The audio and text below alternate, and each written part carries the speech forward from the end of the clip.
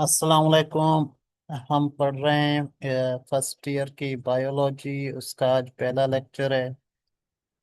इस लेक्चर में हम पढ़ेंगे अ, इस चैप्टर में जो की टर्म इस्तेमाल हुए हैं वो पढ़ेंगे।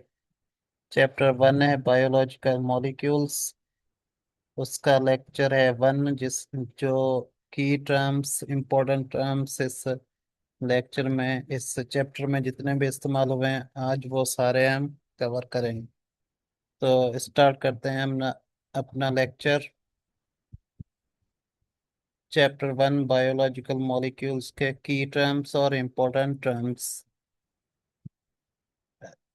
की टर्म्स या इम्पोर्टेंट टर्म्स पढ़ने से पहले हम इस चैप्टर के ऑब्जेक्टिव्स देख लेते हैं कि इस पूरे चैप्टर में हम क्या पढ़ेंगे। ये जो चैप्टर है उस पे डिफरेंट डिफरेंट लेक्चर में बनाऊंगा। फिर हम पूरा चैप्टर कवर करेंगे। अभी हम इसके ऑब्जेक्टिव्स देख लेते हैं। सबसे पहले हम पढ़ेंगे इंट्रोडक्शन टू बायोलॉजिकल मॉलिक्यूल्स। फिर वाटर मॉलिक्यूल की नेचर एंड उसकी इम्पोर्टेंस। फिर हम पढ़ेंगे definition, structure, properties and importance of carbohydrates, proteins, lipids, nucleic acids. और लास्ट में हम ओवरव्यू पढ़ेंगे कॉन्जुगेटेड मॉलिक्यूल्स का। चलें आज के लेक्चर में, क्योंकि हम सिर्फ की टर्म्स पढ़ रहे हैं तो हम उन्हें डिस्कस कर लेते हैं। सबसे पहला जो की टर्म इस्तेमाल हुआ है इस चैप्टर में वो है बायोकेमिकल बेसिस ऑफ लाइफ।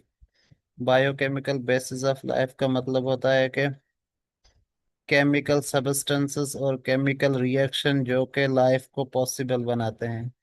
ऐसे कौन से केमिकल हैं और कौन से केमिकल रिएक्शंस हमारी बॉडी में या किसी भी लिविंग ऑर्गेनिज्म की बॉडी में हो रहे हैं जो कि उससे अपनी जिंदगी गुजारने में या जिंदा रहने में हेल्प करते हैं।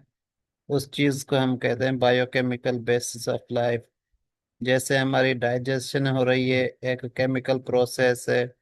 जैसे हमारे प्रोटीन की सिंथेसिस हो रही है, यह भी एक केमिकल प्रोसेस है, केमिकल रिएक्शन हो रहा है। तो ऐसे केमिकल प्रोसेसेस या ऐसे केमिकल सब्सटेंसेस जो कि लाइफ को पॉसिबल करें उसे हम बोलते हैं बायोकेमिकल बेसिस ऑफ लाइफ। उसके बाद है डीएनए, यानी डीऑक्सी न्यूक्लिक एसिड। डीएनए क्या है? हमारी बॉडी का जेनेटिक और हेरिडिटी मटेरियल है। उसका क्या मतलब होता है कि ऐसा मटेरियल है, ये ऐसी चीज है हमारी बॉडी की, किसी भी लिविंग ऑर्गेनिज्म की बॉडी की, जिसमें उसकी इंफॉर्मेशन सेव होती है कि वो कौन सा फंक्शन बॉडी करेगी, कौन सा बॉडी का पार्ट कौन सा फंक्शन करेगा, कौन से बॉडी पार्ट का कलर कौन सा होगा, आंखों का कलर कौन सा होगा, स्किन का कलर कौन सा होगा, और उसमें क्या एबिलिटीज होंगी उस ऑर्गेनिज्म में। यह सारी इंफॉर्मेशन फीड होती है डीएनए में। डीएनए के अंदर हर इंफॉर्मेशन फीड होती है कि ये कैसा इंसान बनेगा, कैसे इसके बॉडी पार्ट्स वर्क करेंगे, कौन कौन से काम करेंगे बॉडी पार्ट। जैसे कि प्रोटीन सिंथेसिस है तो वो प्रोटीन सिंथेसिस कैसे होगा, ये इंफॉर्मेशन भी डीएनए में फीड होती है या सेव होती है। डीएनए एक मॉलिक्यूल है जिसमें लिविंग ऑर्गेनिज्म की जेनेटिक इंफॉर्मेशन और जेनेटिक मटेरियल जो होता है वो सेव होता है। उसके बाद है सेल। सेल क्या है? किसी भी लिविंग ऑर्गेनिज्म का स्ट्रक्चरल एंड फंक्शनल यूनिट है। Fundamental structural and functional unit. जैसे हम एक दीवार बनाते हैं तो उसमें ब्लॉक्स और ईंटें लगाते हैं, वैसे ही लिविंग ऑर्गेनिज्म की बॉडी जब बनती है वो सेल से बनती है। एक सेल मिलेगा, फिर दूसरा, तीसरा, चौथा, ऐसे करके जो है सारी बॉडी बनेगी। इसलिए हम सेल को कहते हैं स्ट्रक्चरल यूनिट। फंक्शनल यूनिट इसलिए कहते हैं कि जो भी फंक्शन हो रहा होता है वो सेल की लेवल पे हो रहा होता है। फॉर एग्जाम्पल, अगर रेस्पिरेशन हो रही है वो भी सेल की लेवल पे हो रही होगी। अगर डाइजेशन हो रही है उसमें भी सेल इन्वॉल्व होंगे। अगर रिप्रोडक्शन हो रही है उसमें भी सेल इन्वॉल्व होंगे। तो सेल हमारी बॉडी का स्ट्रक्चरल यूनिट भी है, हमारी बॉडी बनाता भी है, फंक्शनल यूनिट भी है, सारे काम भी सेल ही करता है। उसके बाद कंडेंसेशन। कंडेंसेशन एक ऐसे प्रोसेस को कहते हैं जिसमें दो स्मॉलर मॉलिक्यूल्स मिलके एक लार्ज मॉलिक्यूल बने और वाटर का रिमूवल हो। ऐसे प्रोसेस को हम कहते हैं कंडेंसेशन। फॉर एग्जांपल, ग्लूकोज और ग्लूकोज मॉलिक्यूल मिलके माल्टोज बनाते हैं और वाटर रिमूव होता है। इस प्रोसेस को हम कहेंगे कंडेंसेशन। ठीक है, कंडेंसेशन एक ऐसा प्रोसेस है जिसमें दो स्मॉलर मॉलिक्यूल मिलके एक बड़ा मॉलिक्यूल बनाए और जो है वाटर रिमूव हो। ऐसे प्रोसेस को हम कंडेंसेशन कहते हैं। उसके बाद नंबर 5 है हाइड्रोलाइसिस। हाइड्रोलाइसिस क्या है? यह कंडेंसेशन का बिल्कुल अपोजिट है। कंडेंसेशन में क्या हो रहा था, स्मॉलर मॉलिक्यूल मिलके लार्ज मॉलिक्यूल बना रहे थे। हाइड्रोलाइसिस में क्या होगा, लार्ज मॉलिक्यूल का ब्रेक डाउन होगा, स्मॉलर मॉलिक्यूल्स में वाटर का एडिशन होगा। कंडेंसेशन में वाटर रिमूव हो रहा था, हाइड्रोलाइसिस में वाटर ऐड होगा।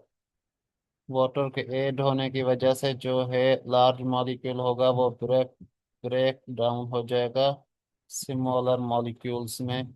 ऐसा प्रोसेस को हम कहते हैं hydrolysis. The breakdown of large molecule into smaller ones with addition of water molecule। यहाँ आप ये भी कह सकते हैं it is the reversal of condensation.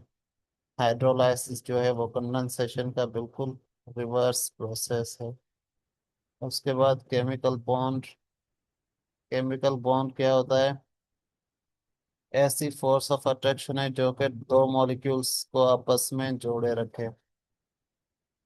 जैसे हमारा प्रोटीन बनता है तो वो कैसे बनता है? प्रोटीन के जो स्मॉलर यूनिट हैं उन्हें हम अमाइनो एसिड्स कहते हैं। जब अमाइनो एसिड बहुत सारे मिल जाते हैं एक चेन बनती है, उस पूरी चेन को हम प्रोटीन कहते हैं। अब उन अमाइनो एसिड्स मिलते आपस में कैसे हैं? वो केमिकल बॉन्ड के थ्रू मिलते हैं, जिस बॉन्ड को हम पेप्टाइड बॉन्ड कहते हैं। तो केमिकल बॉन्ड एक ऐसी फोर्स ऑफ अट्रैक्शन है जो कि दो या उससे ज्यादा मॉलिक्यूल्स को आपस में जोड़े रखता है। उसके बाद है बफर सॉल्यूशन।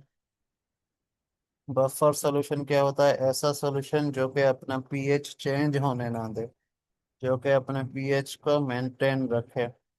फॉर एग्जांपल, हमारे जो है ब्लड की पीएच 7.4 और 7.5 है। ब्लड क्या करता है, हमारे अपनी पीएच चेंज होने नहीं देता, पीएच को मेंटेन ही रखता है। इस मेंटेनेंस ऑफ पीएच को हम कहते हैं बफर सॉल्यूशन। कोई भी सॉल्यूशन है जो कि अपना पीएच चेंज होने ना दे। जैसे हमें पता है, अगर हम एसिड ऐड करेंगे किसी सॉल्यूशन में तो उसका पीएच डिक्रीज होगा। अगर बेस ऐड करेंगे तो उसका पीएच इंक्रीज होगा। लेकिन एक ऐसा सॉल्यूशन जो कि अपने पीएच को चेंज होने ना दे, मेंटेन रखे, उसको हम बफर सॉल्यूशन कहेंगे। उसके बाद है जीन। हमने पढ़ा डीएनए, उसमें हमारी जो है एबिलिटीज की, कैरेक्टरिस्टिक की इंफॉर्मेशन सेव होती है डीएनए में। तो जीन क्या है? जीन उसका फंक्शनल यूनिट है, हेरिडिटी मटेरियल का फंक्शनल यूनिट है। जीन में जो है information at the level of gene save होती है। जैसे हमारी पूरी बॉडी है सेल से बनी है, सेल के लेवल पे हर काम हो रहा होता है। ऐसे ही पूरा डीएनए या पूरा हमारा जेनेटिक मटेरियल जीन्स का बना होता है और जीन्स में वो इंफॉर्मेशन सेव होती है। फॉर एग्जांपल, अगर एक इंफॉर्मेशन है कि हमें स्ट्रक्चरल प्रोटीन बनाने हैं मसल्स के लिए, तो वो इंफॉर्मेशन एक पर्टिकुलर जीन में सेव होगी। वो जीन जब एक्सप्रेस होगा अपनी वो जो है मैसेज, उसका जो है एमआरएनए रीड करेगा तो वो प्रोटीन बनना शुरू हो जाएंगे। तो जीन क्या है? Functional unit of heredity material है। आज का लेक्चर यहीं तक था। नेक्स्ट लेक्चर में हम बाकायदा जो है टॉपिक 1 से स्टार्ट करेंगे, और ऐसे करके हम पूरा जो है ये चैप्टर कवर करेंगे, और इंटरमीडिएट का इंशाल्लाह पूरा सिलेबस हम कवर करेंगे। Okay, good bye.